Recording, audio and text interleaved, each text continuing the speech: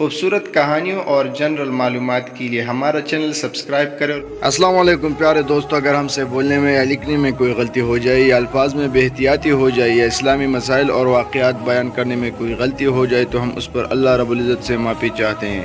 بے شک وہ معاف کرنے والا ہے، آپ بھی ہمیں معاف کریں۔ صحبت کے دوران ماہواری شروع ہو گئی۔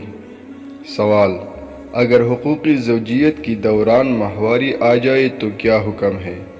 جواب: ماہواری کے دوران چونکہ صحبت کرنا جائز نہیں، لہذا صورت مسئولہ میں ایام کا علم ہوتی ہی بیوی سے جدا ہو جانا چاہیے، اور اگر یقینی طور پر معلوم ہو جائے کہ حیض کے دوران دخل کیا ہے تو استغفار کے ساتھ ساتھ حسب توفیق کچھ صدقہ بھی دے دے۔